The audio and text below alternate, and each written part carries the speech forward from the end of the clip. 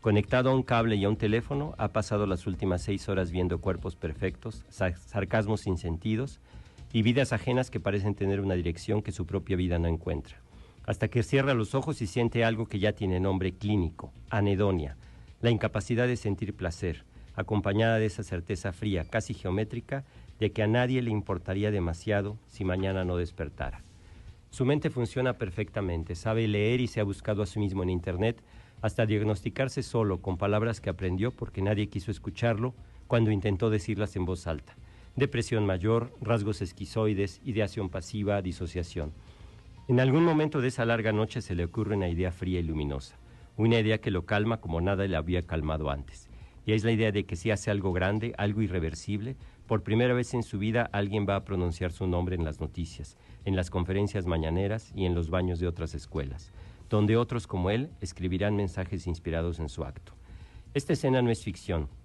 Es, según las primeras hipótesis de la Fiscalía, el guión mental que recorrió la cabeza del joven que el 20 de abril subió a la pirámide de la Luna, vestido como los asesinos de Columbine y con una sentencia que hoy parece el resumen de toda una generación: disconnect and self-destruct, desconectar y autodestruirse.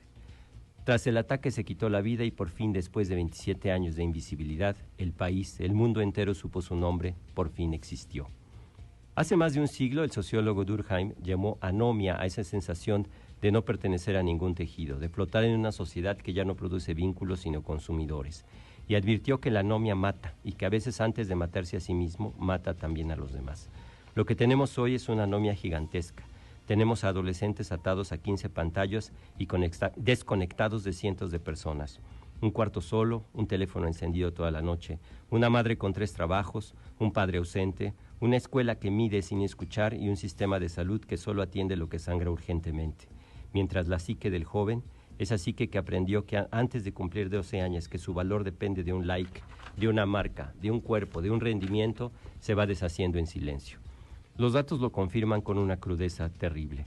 La propia UNAM dijo que de sus 84,000 alumnos de nuevo ingreso, prácticamente 42,000, la mitad presentaban indicadores de malestar. Si la mitad de los jóvenes que logran entrar a la mejor universidad pública del país están emocionalmente quebrados, conviene preguntarse en voz alta y sin eufemismos qué ocurre con millones de niños y adolescentes que jamás llegan a la universidad, los que estudian o no estudian en planteles sin un psicólogo de planta, los que crecen en las periferias, sin tejido comunitario, sin que nadie les pregunte alguna vez en el día cómo durmieron o siquiera si han comido. Lo que hace falta, antes que detectores de metales, antes que protocolos, antes que comunicados oficiales, es un inmenso diagnóstico psicológico de la niñez y la juventud mexicana, un verdadero censo emocional, un mapa real de lo que está pasando dentro de la cabeza de nuestros hijos, hecho por psicólogos y no por policías, aplicado en cada escuela, en cada nivel socioeconómico y en cada estado sin estigma y sin etiqueta. Junto a ese diagnóstico también hace falta un ejército silencioso de especialistas mentales, uno por plantel, con consultorio fijo y horario continuo, porque la salud mental de una generación no se atiende con buenas intenciones ni con campañas de un día. Se atiende con presupuesto, con plazas, con tiempo y con escucha sostenida. Y aquí conviene ser justos antes que cómodos, porque la verdad es que los gobiernos hacen lo que pueden con lo que les queda. Lo que ocurre es que en pleno siglo XXI los estados nacionales se han vuelto, frente a las grandes corporaciones globales, actores cada vez más pequeños, más limitados. Hoy las decisiones que impactan la salud mental de nuestros hijos no se toman en las sedes presidenciales, se toman en las salas de junta de 5 o 6 multinacionales, cuyo valor de mercado supera el Producto Interno Bruto de la mayoría de los países del mundo, cuyos algoritmos están diseñados para maximizar el tiempo de pantalla y dar dopamina barata.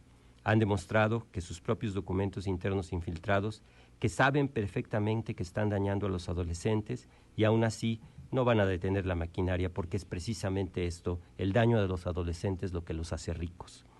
Los detectores de metales colocados en ese sentido son una respuesta dolorosamente coherente con un Estado que ya no tiene el músculo para enfrentar a quienes verdaderamente fabrican la soledad y por eso opta por gestos visibles y económicos, gestos finalmente coercitivos y punitivos, que tratan a cada estudiante como sospechoso antes de que abra la mochila, que rozan la dignidad y la presunción de inocencia de menores de edad. Son baratos, son rápidos, dan la sensación durante unos cuantos días de que se está haciendo algo. pero todos sabemos en el fondo que no tocan ni de lejos lo que de verdad está informado a esta generación. El capitalismo salvaje, ese sistema que ya rebasó a los gobiernos y los puso a su servicio, no nos ofrece comunidad sino prácticas de consumo, no nos ofrece pertenencia sino algoritmos, no nos ofrece sentido sino se utiliza como contenido.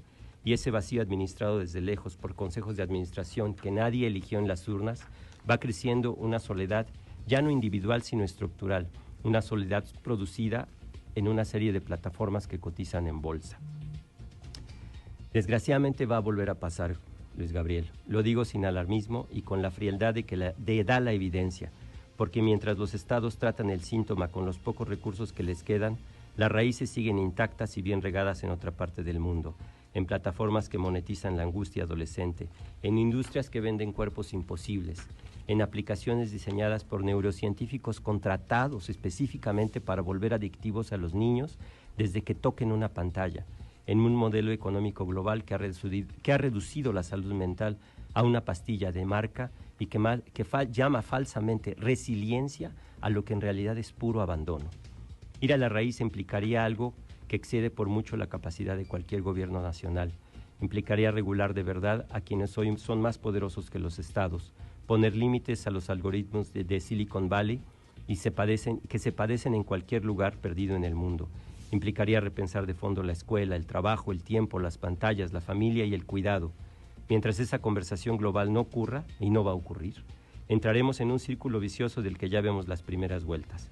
Más jóvenes diagnosticándose solos en su cuarto a las 3 de la mañana, más mensajes en los baños, más arcos de seguridad instalados con prisa, más madres que se enteran de quién era su hijo cuando ya es demasiado tarde, mientras nosotros seguimos discutiendo el calibre del arma utilizada en el ataque y no el calibre de la soledad creada por el sistema. El chico o chica de 17 años con el que empezó este texto sigue ahí, en algún cuarto, en alguna ciudad, esperando que alguien, antes que nada y antes que nadie, simplemente lo mire a los ojos y le pregunte cómo está. Y esa, y no otra, es la única política de seguridad que se debería implementar. Oh. Ay, Alejandro. O sea que nosotros estamos creando a nuestros propios tiradores.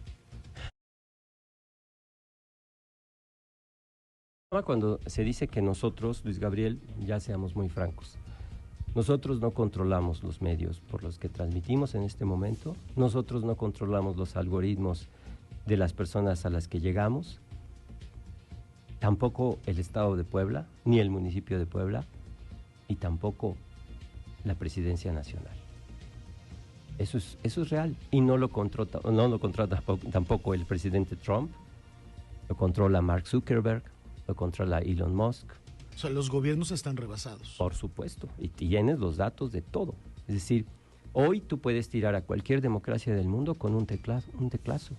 Si hoy Sam Altman, ¿no?, el dueño de OpenAI, dice, vamos a tirar al gobierno mexicano, mañana no hay gobierno. ¿Por qué? Porque te crea una revolución en redes, te crea una revolución en contenido que tú mismo no puedes controlar. Nadie puede controlar esto.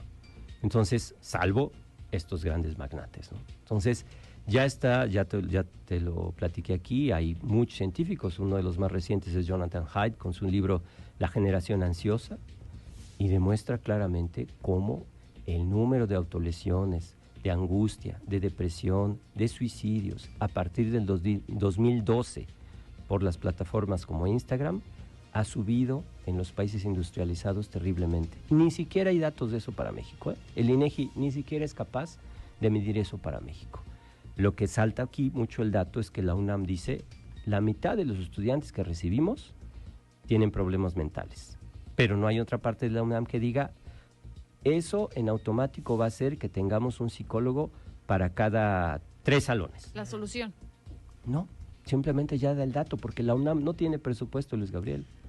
Pero lo duro, y me llamaba la atención de este texto tan importante que has escrito, es que esto es por los que pasaron, y los que no, y que era su única oportunidad para poder aspirar a algo, Alejandro, que esto lo comentabas. Estamos hablando de que la mitad de estos estudiantes que ya están, pero los que no llegaron, los que ni siquiera tienen, Luis Gabriel, hay más de 200, y ese dato también lo daremos en la próxima, más de 250,000 estudiantes que en este momento en México han abandonado la universidad. Luego te preguntas por qué caen fácilmente en las garras del narco.